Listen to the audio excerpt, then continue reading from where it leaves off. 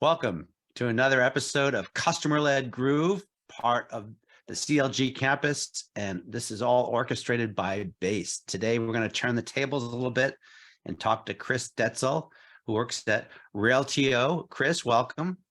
Thank you very much. How are you? Good. The reason we're turning the tables is because usually Chris interviews me or talks to me or tries to pull something out of my head here. So today, Chris is in the hot spot. He's in the hot seat. So we're going to talk about a few things today, such as executive councils, advisory boards, and maybe future trends. But before that, Chris, tell us who you are, what's your means of barter, and how you got here. Yeah, so I'm Chris Detzel. I work at Reltio. I'm the director of customer community and engagement. I own our online community. I own our executive council, which is kind of like an advisory board. But also now I own our events. We're gonna have a big event coming up here in October. And I got here because you and I have spoken a lot in the past on my podcast called Peers Over Beers. Yeah, so I think and you asked me to come on here, so here I am. No, that's great. One thing I really like is that you're focused on community and customer engagement. Yeah. I think it's really important. The two go hand in hand. And I was just talking on another podcast the other day how communities, I think, should even be like the homepage for most companies, right? And it's a great way to trigger that customer engagement. But let's get started here. Tell me a little bit about your executive council, your advisory board, just some background on it, and then we'll get into some of the details about like how to think about putting these things together. Yeah, it's a good question. So we call it Reltio Executive Council, and it's like an advisory board, or maybe it's an advisory board, but I call it the Executive Council because our customers that are on the Executive Council are CIOs, Chief Data Officers, VPs of innovation, so very high level within their organization, and at really big organizations such as like Schneider Electric, Marriott, and other big brands. And so we're certainly excited to have them, but they actually are connected to, because our CEO, our VP or Senior VP of Product, and other executives at Reltio are on there as well. And so what we do is we meet 4 times a year, 1 on-site and 3 virtual. So we put it together agendas. So we actually have one coming up on the 19th of January. And really, the goal there is to have them help us kind of guide Reltio's strategic direction, help us to also validate, some product ideas and guide some of the roadmap, but also to learn best practices from like peers, get access to the Reltio executives, be included in now thought leadership and help solve business problems, and also, a big professional growth network for them. And so that's how we set that up. Does that make sense? Makes sense. So how do you decide who is on this executive council? It's a good question. At first, it was like, it was very difficult because I thought, how do I think about these people that, could be on the executive council, and why do we want them on the executive council? And at first it was like, well, let's just get anybody that says yes. What I learned was most people actually will say yes, even at that level. Like it's kind of crazy. And so now what I've done over the last year-ish, so it's been around for almost 2 years, I guess. But I learned a lot. And in some of the things you have to look at potential opportunity within the base. So like, let's say there's potential cross-sell and upsell opportunities, right? So what's the opportunity there? And if it's not much opportunity, do we still want that person? Maybe, because maybe they provide some really great insight because they're very good at what they do. It could be, based on how much do they spend a year? I kind of looked at some of that, just to be upfront and honest, and certainly, but branding is big, like what kind of brand are they, and then I start looking at, all right, when we kind of look at our go-to-market, so for example, if we're focused in on insurance and big pharma and those kinds of things, do we have enough big pharma folks within our, so we have a big pharma kind of huge kind of base. So do we have those people within the council? But you also have to look at, look, we have some retail folks, we have some, life sciences. It's all, so you want to try to, Spread the peanut balance butter. it, but you also want to be able to say have a strong council that that is in kind of the big pharma or life sciences space or whatever. So there's a lot of factors that go into it, because now for me today we have like 24 members on our council, which 20 is probably the sweet spot. But you always want to kind of, because people come and go after about a year or two. Look, they've been there, done that. They stop coming. Then I'm like, okay, they stop coming, send them a note. Do they want to keep coming or not? And then, so it's just kind of a balance there as well. I'll stop there because I say a lot of other stuff. I don't want to ramble too No, much. this is great. So like telling us the number of people in the council, number of companies, the sweet spot. Do you have other, and I kind of jumped into calling this an advisory board. Do you have other kind of customer categories in addition to this executive council? And if so, how do they all work together? So the answer is yes, sort of. I mean, so the executive council is a true kind of council that we have, an advisory board that we have. From the things that I own, I have an online community that I own that is more specific for our technical users to get the most out of the product. Kind of like, I want to call it a support community, but we have a whole entire program, and not just the forum, but also like I call it community shows or a webinar, that are live with an expert, sometimes live with thought leadership. And we're starting to dive more into that. And this is where the kind of the executive council will cross-pollinate with our community. And then we also have our customers obviously starting to really provide some content. So like just the other day, or I say the other day, I think November or so, October, we had one of our customers from Google present on a topic called data quality. We had over 120 people there. They asked their questions.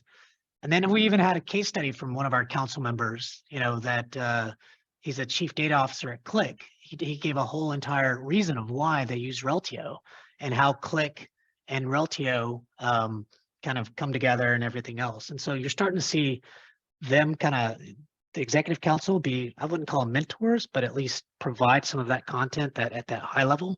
The other programs are kind of internal. Like I'm trying to create thought leaders within Reltio. So when I think of thought leaders, I think of things outside of master data management, that's what Reltio does. So how about things like data quality or data mesh or, those kinds of things, data as a product? How do we cover those things?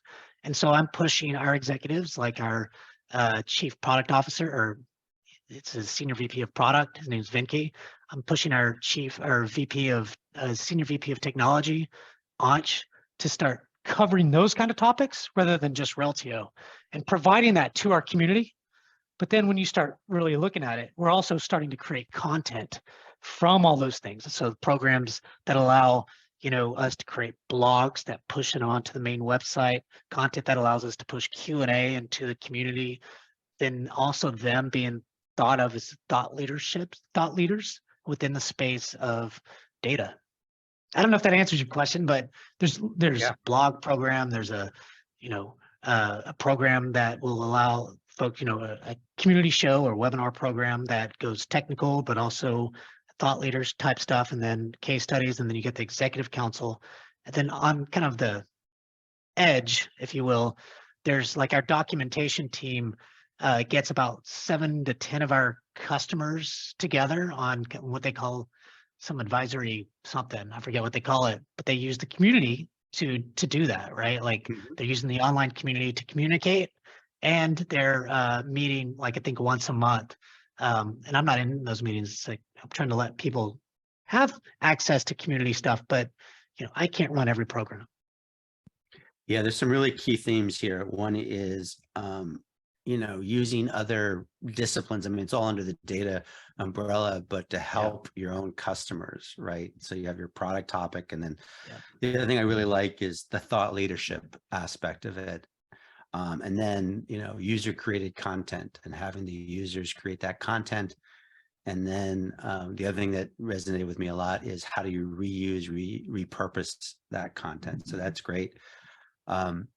When you have all these different groups, you're letting them kind of run with their engagement facing activities.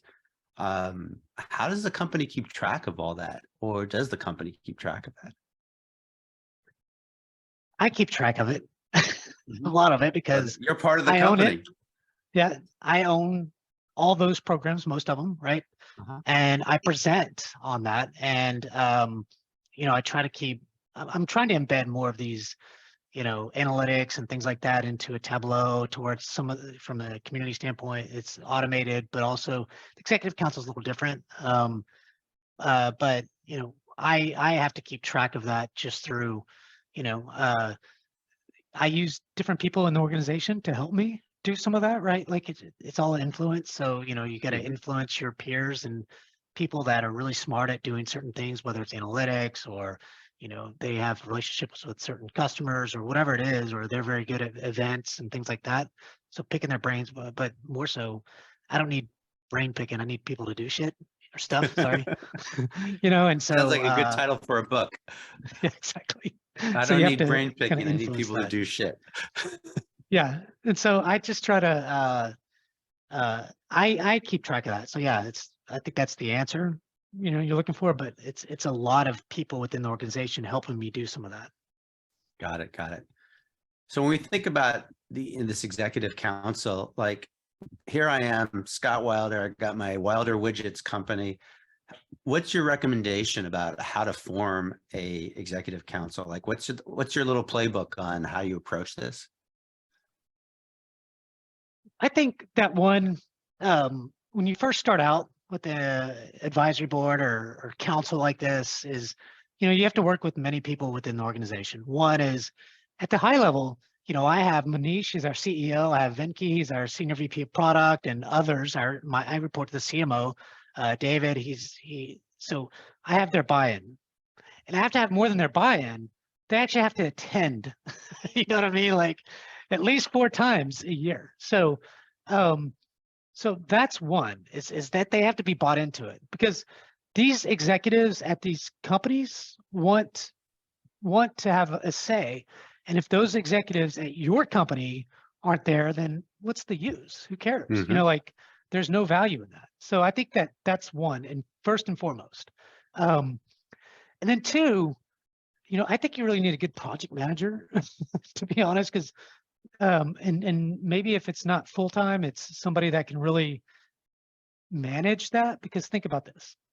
And maybe I won't go through all that process because it's a lot, but there's a lot to do in the meantime. So the other piece is starting to build relationships with either your sales AEs or CSMs that have those relationships with these customers.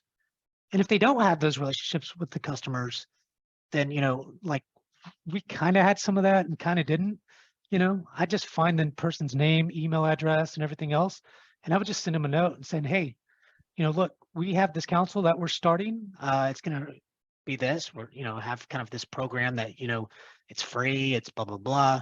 Basically your peers, CIOs and other CDOs and other VPs of, kind of at your level are going to be attending, and this is what it's about. So start kind of seeing who might be interested.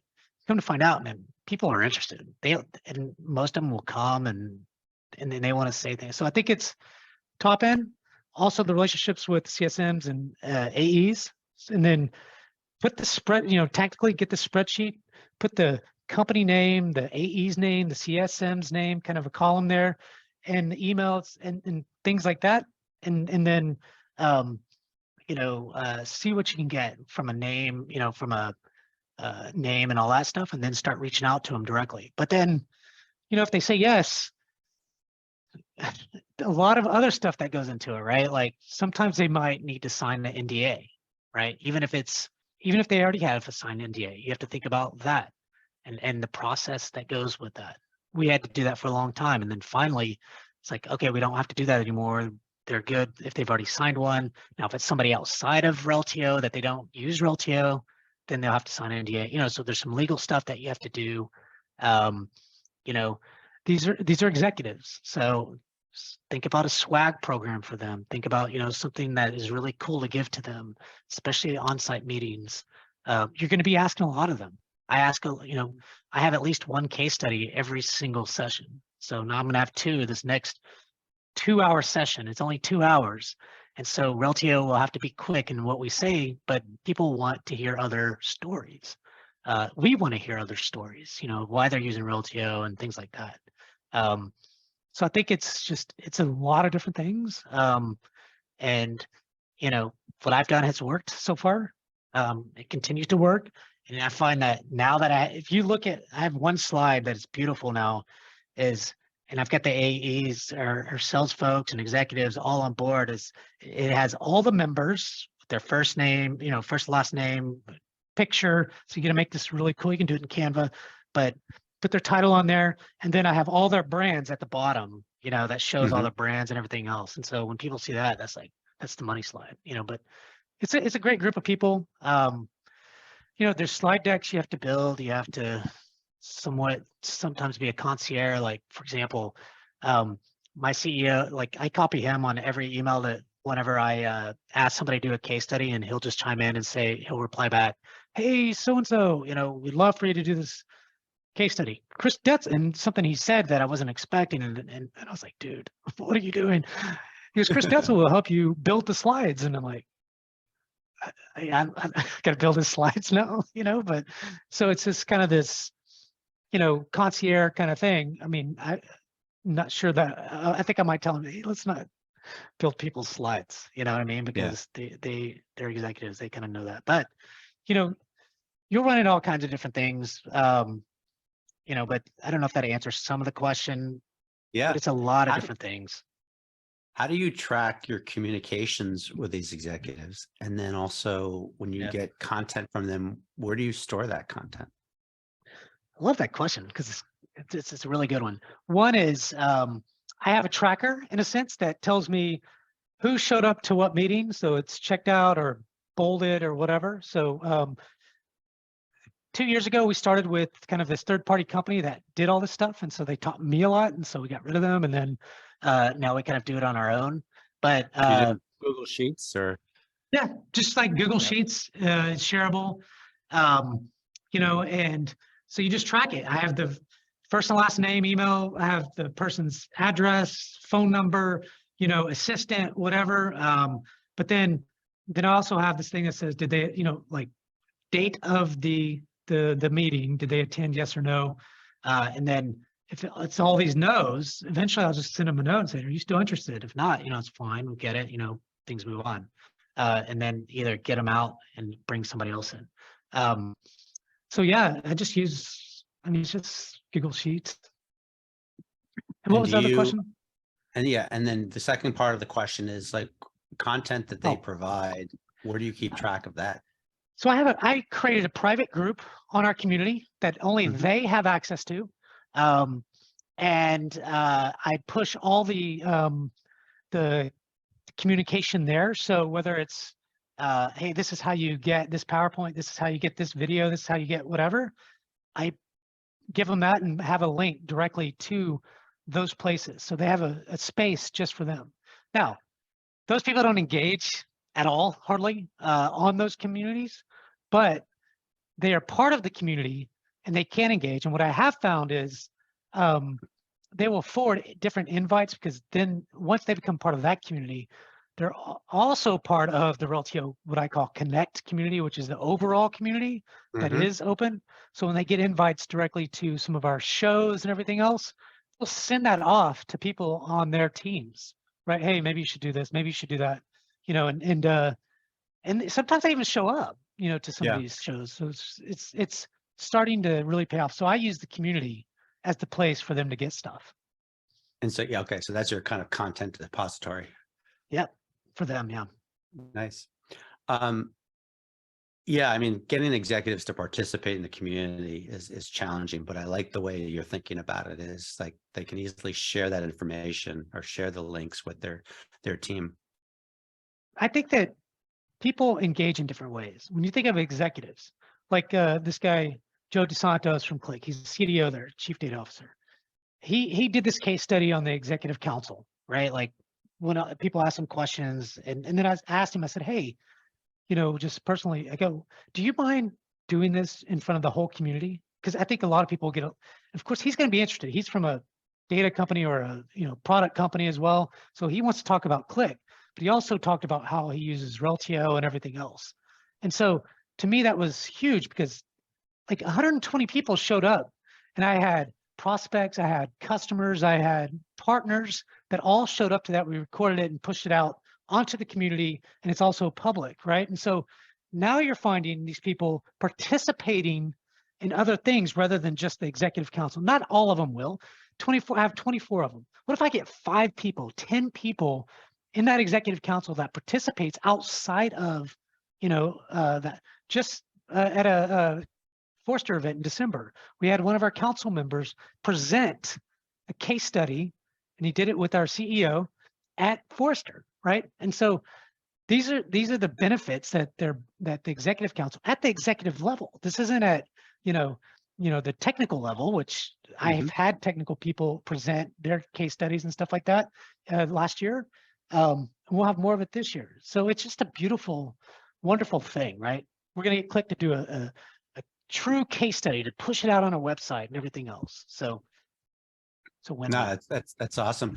And then one more tactical question: how Yeah. often do you get the executive council together? 4 times a year. Try to do it quarterly. 3 virtual and 1 on-site. So I'll give you an example for the on-site this year. We are going to have I guess we call it at the moment a user conference, but it's going to be for both customers, partners, and actually prospects. And so the executive council will meet the day before on site. And the goal is to have those folks, not all of them, but whoever comes, and 3 or 4 of them present some type of either thought leadership, case study, or even panel type stuff at the conference. Does that make sense? So utilizing those folks to do additional things, and we'll probably do some community stuff. I was just told recently that I'm going to be kind of the driver of that event. So I'm going to be the owner of that big event. So something I'm really excited about, a little stressed out about, but we'll definitely have the executive council there. Yeah, no, that's a great opportunity. I definitely was involved in getting the speakers and some of the content for our Obsession conference. So if you ever want to chat, just come over to the campus and let me know.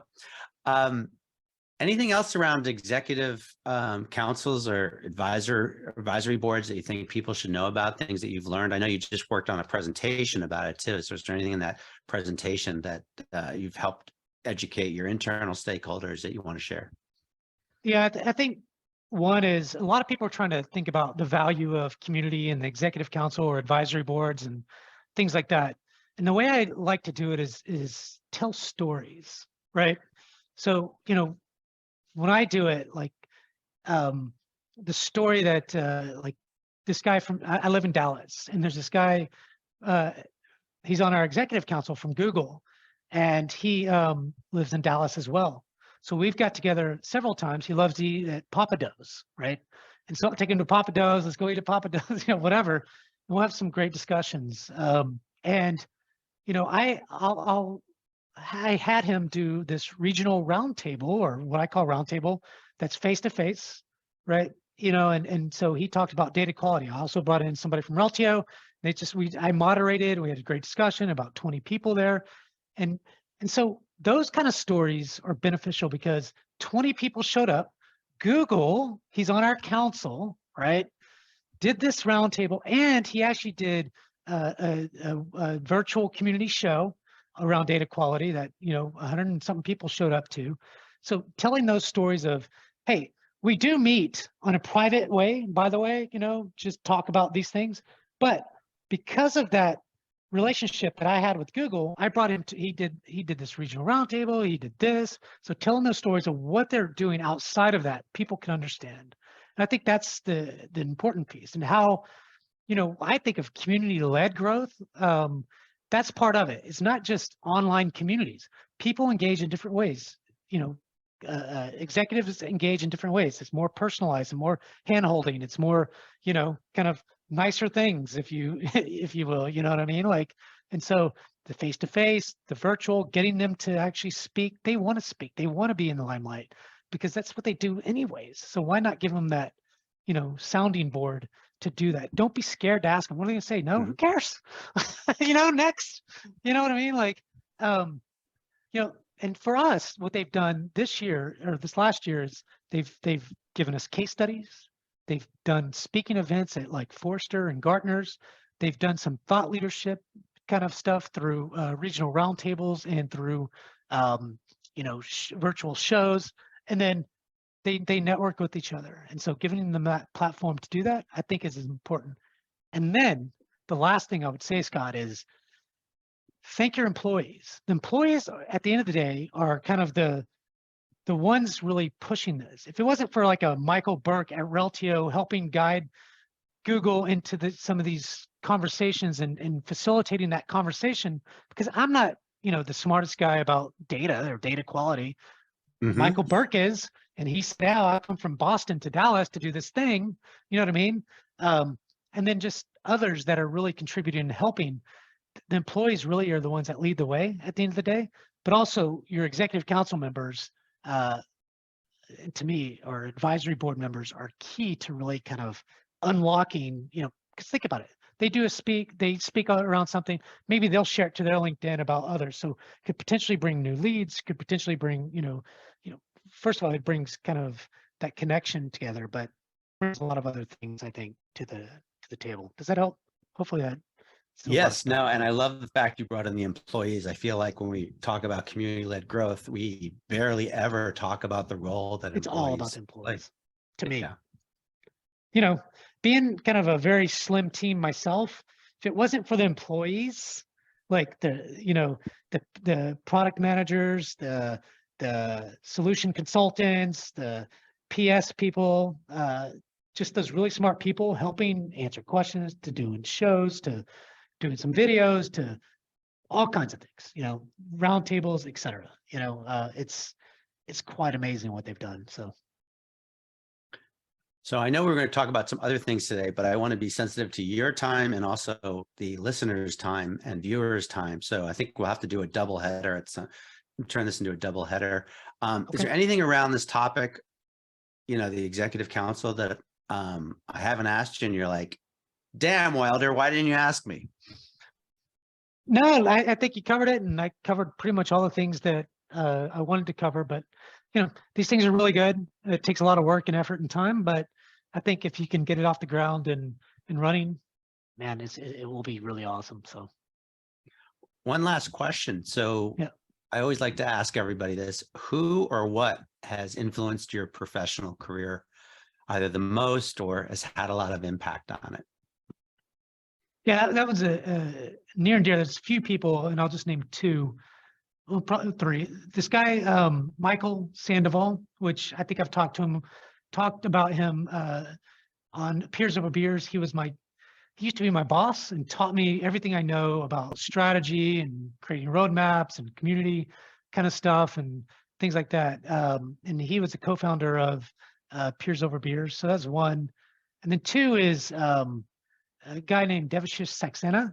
He also worked with me at, or I worked for him, and Michael worked for him at Rexel, and he's just been a key influence. And he would bring people together like no other, and it's really cool to see. And his leadership, he's a tough guy, but his leadership was awesome. And then the last one is a CEO that brought me over from Imperva to Reltio. He left Imperva and then came to Reltio. His name's Chris Hyland. It's been a huge influence in my life, and just in me kind of moving up in the companies and everything else, and believing in me.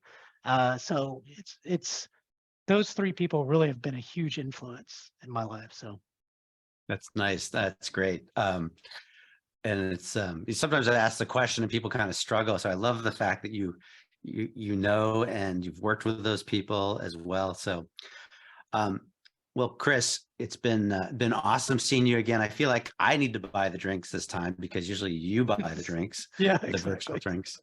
But thank you for joining me today. Yeah, thank you for having me. I really appreciate it. So this has been the Customer-Led Groove podcast and video cast. Thanks everybody for joining. You can find us on Apple, Spotify, and maybe I'll spell it this time since she usually talks after me, Alexa, Alexa. And, you know, a lot of people at this point say, you know, go to those sites and like me and like us and all that. What I like to say is, if you like the show, just play it forward and share it with somebody else. Thank you. Thank you.